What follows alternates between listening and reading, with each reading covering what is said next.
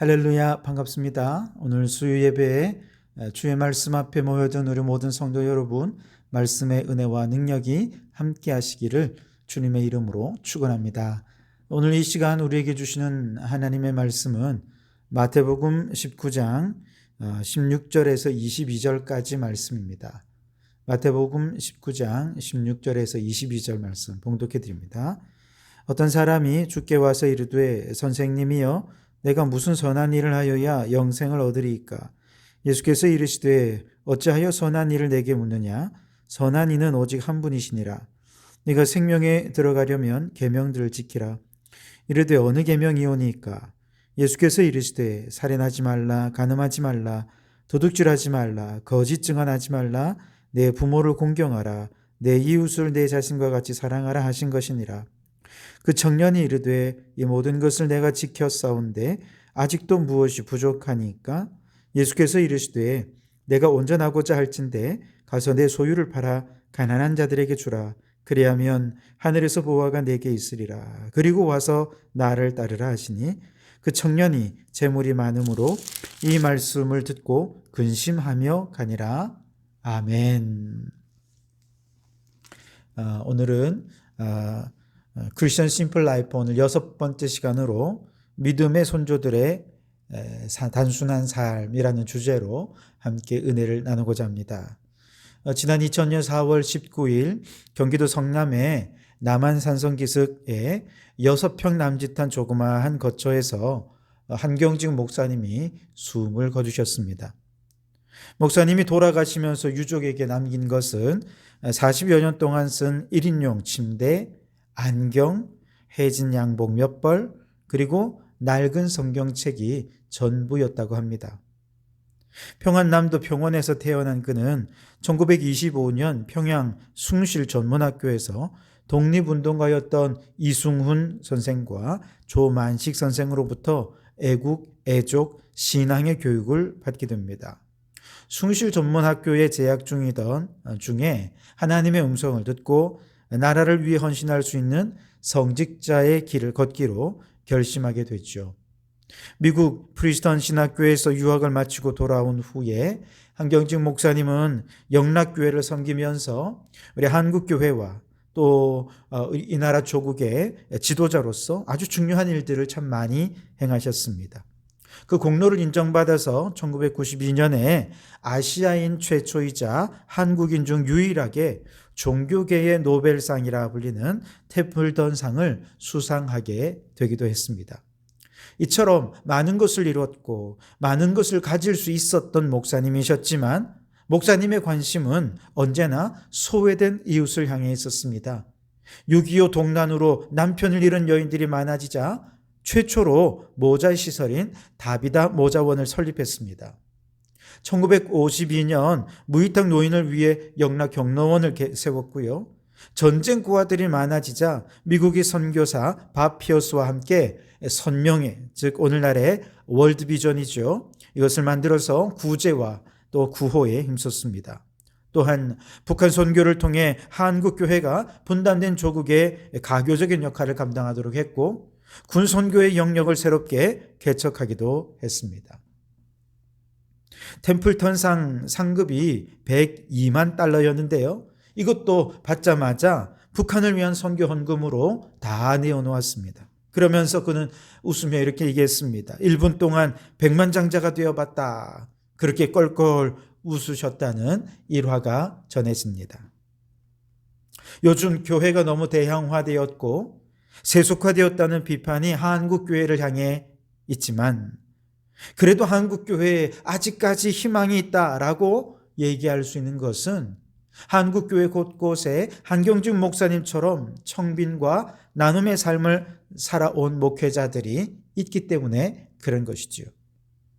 물론 모든 목회자와 모든 성도들이 이 한경직 목사님처럼 극단적인 무소유의 삶을 살아야 된다는 얘기는 결단코 아닙니다. 기독교는 금욕주의를 표방하는 종교가 아니기 때문에 그렇죠. 오히려 하나님이 주신 분복을 누리며 서로 돌보며 나누면서 이 땅에서 천국의 기쁨으로 충만하게 살기를 하나님은 원하십니다. 하지만 우리가 사는 이 세상이 너무 탐욕스럽고 너무 세속화되어 버렸기 때문에 우리가 단순하게 하나님의 뜻을 쫓아 살아가며 진정한 천국의 기쁨을 누리기가 거의 불가능한 세상이 되어버린 거죠. 그래서 오늘 우리에게 필요한 것은 이처럼 한경직 목사님 같은 좋은 믿음의 선조들의 모범을 보면서 우리의 삶을 하나님 앞에서 좀 더 힘을 빼고 욕심을 버리고 단순하게 하나님을 따르고자 다시 한 번 더 결단하고 헌신해야 하는 것이죠. 그래서 오늘은 믿음의 선조들의 단순한 삶의 모범을 돌아보면서 단순히 하나님을 따르는 정말 크리스천 심플 라이프의 삶을 결단하고 헌신하는 은혜의 시간이 될 수 있기를 바랍니다. 먼저 초대교회의 직후 교부 시대라고 하는데요. 바로 이 시대에 우리 믿음의 선조들의 초대교회의 단순한 삶을 생각해 볼 필요가 있습니다. 왜냐하면 지난 시간에 우리는 사도행전 2장을 통해서 초대교회 성도들이 얼마나 멋진 나눔의 삶을 살았는지, 얼마나 심플 라이프를 통해서 나누며 베풀며 정말 아름다운 교제의 삶을 살았는지 우리가 함께 나누지 않았습니까? 이와 같은 모습은 사실 고대 사회에서는 아주 흔치 않은 풍경이었습니다. 이런 풍성한 돌봄과 나눔으로 단순히 주님을 따르는 삶을 실천하려 한 것은 교회 외에는 거의 찾아보기가 힘들었어요. 그런데 초대교회를 지나 교부 시대에도 바로 이러한 기독교의 전통이 교회 안에 흘러 넘치고 있었고 오히려 더 풍성해졌던 것이죠. 더툴리안이라고 하는 초대교회의 이 교부는 그리스도인의 사랑의 행위가 어찌나 고결했던지 이방 세계 사람들이, 안 믿는 사람들이 깜짝 놀라면서 저들이 서로 사랑하는 모습을 보라, 그렇게 얘기할 정도였다고 기록하고 있습니다. 당시 교회는 어떻게 돌봄과 나눔이 풍성한 단순한 삶을 살 수 있었을까? 우선 우리 교회 공동체는요, 소유에 집착하지 않았어요. 소유로부터 자유했습니다.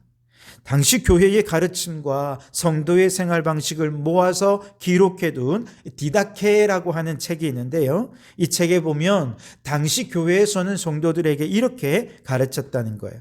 너는 궁핍한 자를 외면하지 말고 모든 소유를 내 형제와 나눌 것이며 그것을 내 것이라 말하지 말라, 이렇게 가르쳤다는 것입니다. 소유에 집착하지 말고 하나님이 주신 소유를 나누며 살라는 것이죠. 소유로부터 자유하라라고 하는 가르침이었다는 것이죠. 실제로 초대교회는 이러한 가르침을 따라 가난한 자들을 먹여 살렸고 생계가 막막한 사람들의 필요를 채워주었고 집에 갇혀 지내는 노인들을 돌보아 주었습니다. 파산한 사람들의 마지막 희망은 교회였습니다. 교회의 지도자들은 직장을 가지고 일하는 성도들에게 항상 이렇게 가르쳤습니다. 내가 쓸 것만을 위해 일하지 말고 궁핍한 사람들에게 줄 것이 있도록 일하십시오. 그렇게 가르쳤다는 것입니다. 일할 수 있는 사람은 일을 해서 이 일을 감당하고 기술이 없으면 도움을 받아서 기술을 배워서 빈둥거리고 노는 자가 없어야 됐어요. 왜냐? 이것이 주님의 뒤를 따르며 주님께서 주시는 소유로 사람들을 나누는 최선의 길이라고 생각했기 때문입니다. 요즘은 직장을 잃고 실직한 사람들, 나라에서 그 사람들 수당을 보태어 주어 살게 하고 직업 훈련도 시켜주어서 다음 직장을 찾을 수 있도록 도와주었지만 옛날에는 그런 게 없었잖아요. 이처럼 직장을 잃고 가족들을 부양하지 못하게 된 사람들을 이 교부 시대에는 교회가 돌보아 주었습니다. 직업 교육도 시켜주었습니다. 일할 수 있는 일자리도 알아보아 주었는데 이것이 그 당시에는 당연한 관례였다는 것입니다. 특히 재난이나 약탈 같은 비상사태가 발생했을 때도 교회는 매우 중요한 역할을 했습니다. 기록에 의하면 AD 253년에 누미디아 그리스도인들이 유목민의 침입을 받아서 삶의 터전을 다 잃어버리게 되었습니다. 이때 교회는 그들을 위해 헌금을 모아서 그들이 다시 일어설 수 있도록 힘을 모았는데 그 금액이 아주 상당히 많은 금액이어서 그들이 빠르게 회복될 수 있었다. 그렇게 기록에 남아 있다는 것입니다. 그렇다고 해서 교회가 교인들만 도운 건 아니에요. 성도들은 철저히 하나님을 신뢰하는 단순한 삶을 일상의 삶에서도 유지하며 살았기 때문에 주변에 도움이 필요한 사람을 보면 그냥 지나칠 수가 없었지요. 요한 크리소스톰이라고 하는 교부 시대의 교부는 이렇게 증언합니다. 이곳 교회는 날마다 3,000명씩 먹이고 있다. 그 외에도 교회는 날마다 죄수들, 환자들, 순례자들, 불구자들, 성직자들, 기타 사람들에게 먹을 것과 입을 옷을 공급하고 있다. 그렇게 기록하고 있습니다. 교회 안의 성도들만이 아니라 교회 밖에 있는 죄수들, 환자들, 불구자들, 순례자들까지 다 섬기고 있었다는 것이죠. 이처럼 가난한 자들을 돌보는 초대교회 교부 시대의 신앙의 선조들의 삶의 근본 베이스가 뭐냐? 그것은 가난한 자들을 돌보라는 우리 주님의 부르심에 대한 단순한 순종, 그것이었습니다. 다른 것은 없습니다. 초대교회 성도들은 하나님이 모든 좋은 선물의 주인이고 우리에게 모든 소유를 베풀어 주신 분임을 믿었기에 그 믿음대로 나누며 돌보는 단순한 삶을 실천했던 것이죠. 당시에 그리스도인이었던 철학자였던 아리스티테스라고 하는 사람은 당시 성도들의 헌신을 이렇게 기록하고 있습니다. 그리스도인들은 모든 겸손과 친절로 행한다. 그들 안에 거짓이란 찾아볼 수 없다. 그들은 서로 사랑한다. 그들은 과부를 멸시하지 않으며 교화를 슬프게 하지 않는다. 가진 자는 갖지 못한 자에게 아낌없이 나눠준다. 나그네가 눈에 띄면 자기 집으로 들여 마치 친형제인 양 그로 인해 즐거워한다. 그들은 혈육이 아닌 하나님의 영을 따라 형제간으로 자처하기 때문이다. 형제 중 가난한 자 하나가 죽어 세상을 떠난 것이 그들 중 누구에게든 눈에 띄면 힘 닿는 대로 장례를 치러준다. 형제 중 아무나 메시아의 이름 때문에 옥에 갇히거나 박해받으면 그들 모두가 그들의 필요를 채워주며 가능하다면 그를 구해내는 일에 힘쓴다. 그들 중에 가난하고 궁핍한 자가 있는데 공급해줄 일용품이 부족하면 그들은 2, 3일간 금식을 해서라도 가난한 자에게 필요한 식량을 채워준다. 여러분, 우리 그리스도인들의 단순한 삶에 대한 첫 번째 믿음의 선조의 모델은 소유에 집착하지 않았던 선조들입니다. 소유로부터 자유했습니다. 그랬더니 국가도 못하고 사회도 못하는 일을 교회가 해냈던 것입니다. 이러한 믿음의 선조들의 단순성의 삶은 오늘 우리의 삶의 현주소를 돌아보게 하지요. 오늘 우리는 국가가 직업교육을 하고 실직자도 구제하고 가난한 자들을 위한 복지체계도 갖추기 위해 열심히 노력을 합니다만 오늘 교회는 어떻습니까? 단순한 삶이 어려운 것입니까? 아닙니다. 비록 선조들처럼 우리가 2, 3일을 금식해서라도 가난한 자의 필요를 채워주는 그 정도의 헌신까지는 바라지도 않습니다. 적어도 우리 안에 소유로부터 자유해서 이 자유함으로 돌보고 나누고 베푸는 단순한 삶을 시작할 수 있기를 바랍니다.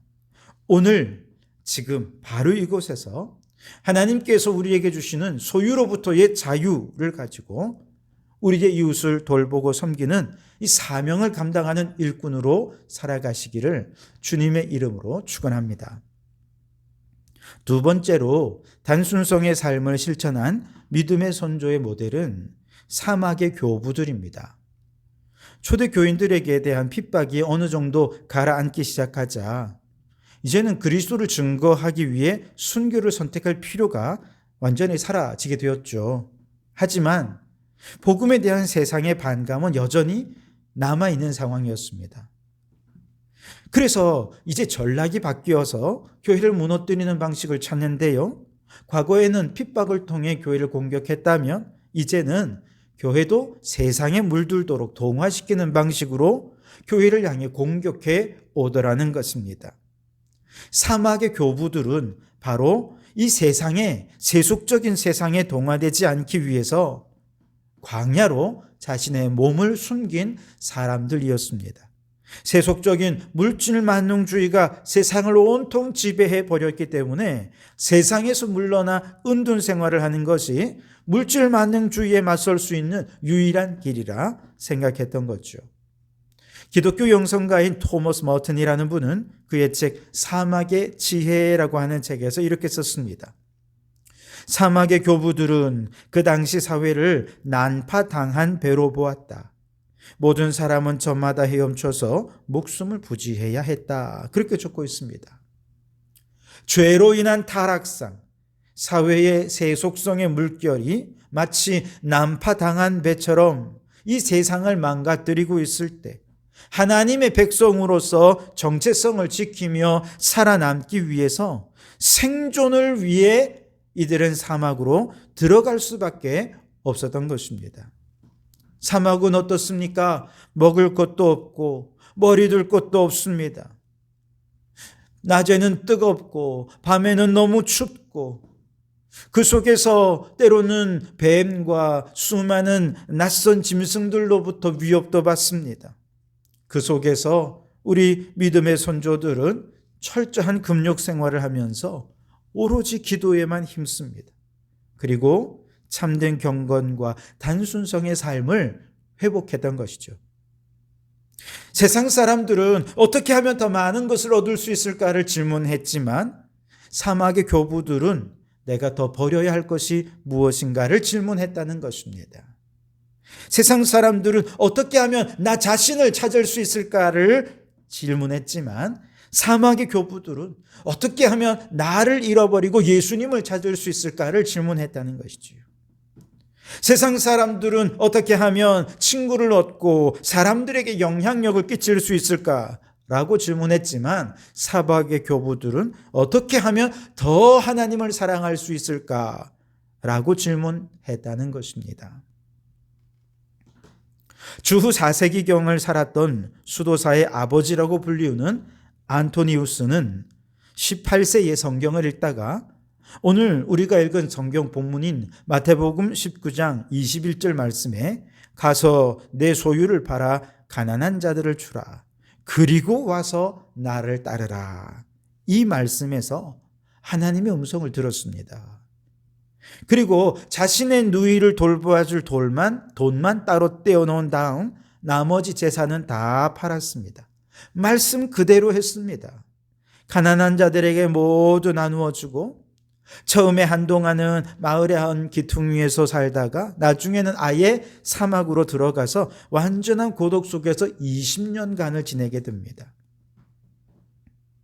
바로 그 20년 동안 안토니우스는 자신이 얼마나 거짓되고 텅 빈 자아로 살아왔는지 비로소 자신과 마주하게 되었습니다. 그리고 이제 사람들이 주장하고 논쟁을 걸어올 때 자신에 대해 죽는 법을 배웠지요. 그는 인간의 모든 속박으로부터 벗어나 진정한 자유를 사막 속에서 얻게 되었습니다.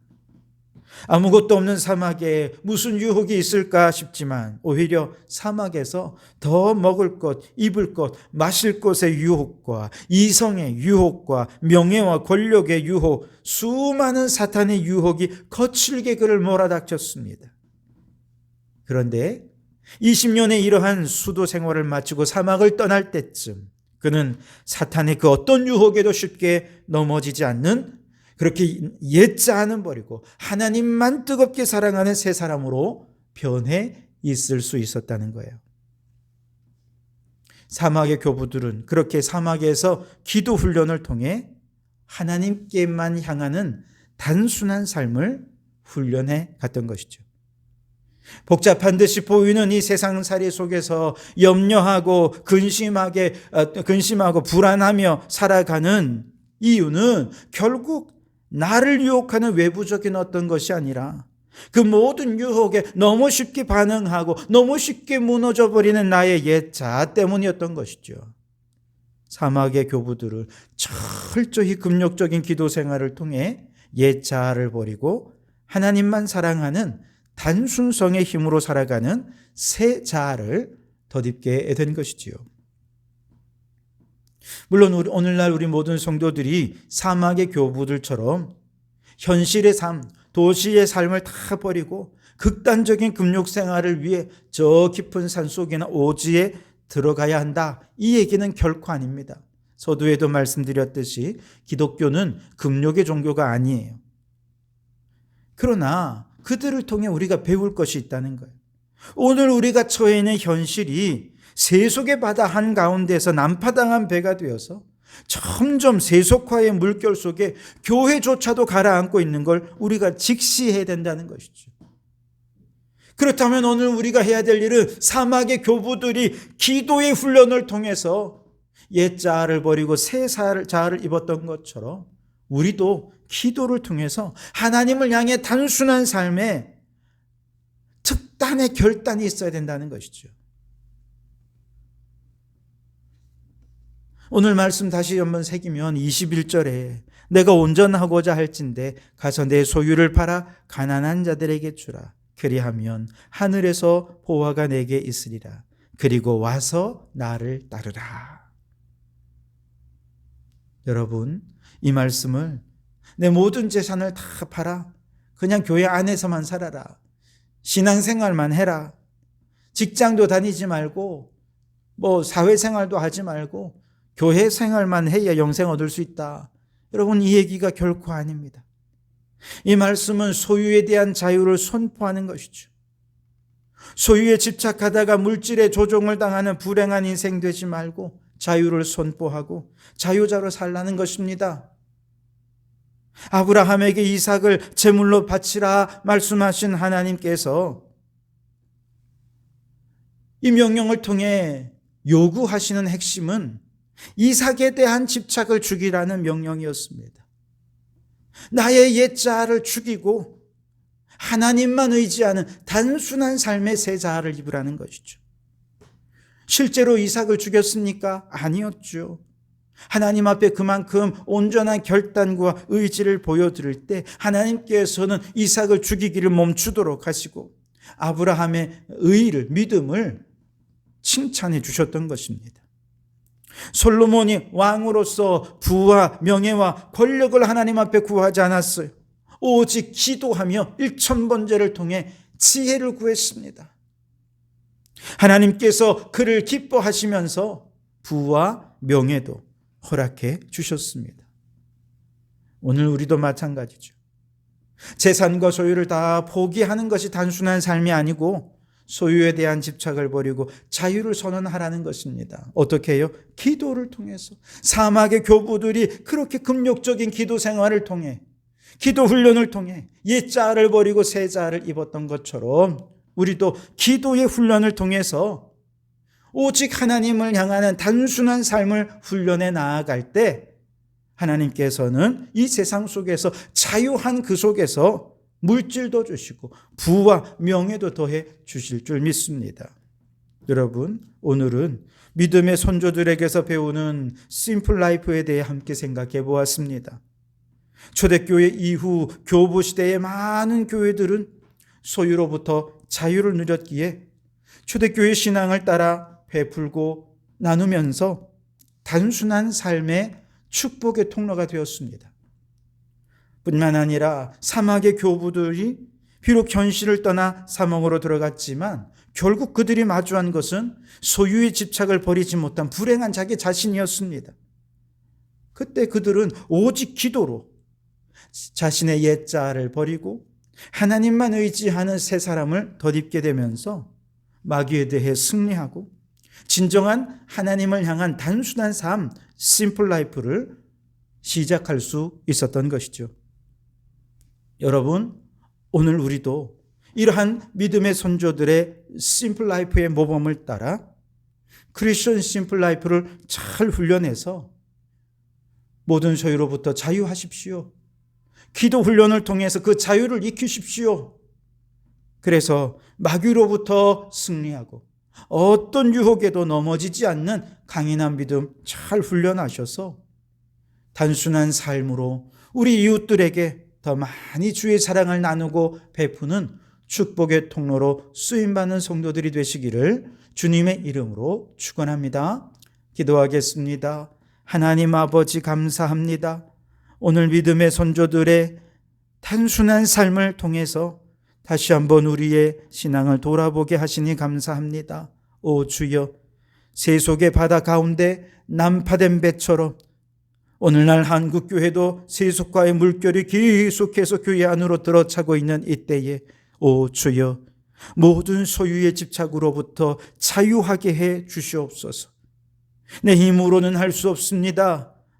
기도의 훈련으로, 성령의 능력으로 참 자유와 기쁨을 누리게 도와주시고 하나님을 향한 단순한 삶을 잘 훈련해서 참 자유함으로 우리를 축복의 통로로 사용하시는 하나님의 은혜를 누리게 해 주옵소서. 나누며 베푸는 것이 너무 당연하고 이 시대를 거슬러 하나님 백성다운 삶으로 하나님의 사랑을 나누며 살기에 부족함이 없는 저희들 되게 해 주시옵소서. 그렇게 크리스천 심플 라이프를 실천하며 살기로 결단하는 우리 모든 성도들에게 한량없는 은혜와 복을 내려 주시옵소서. 예수님 이름으로 기도하옵나이다. 아멘.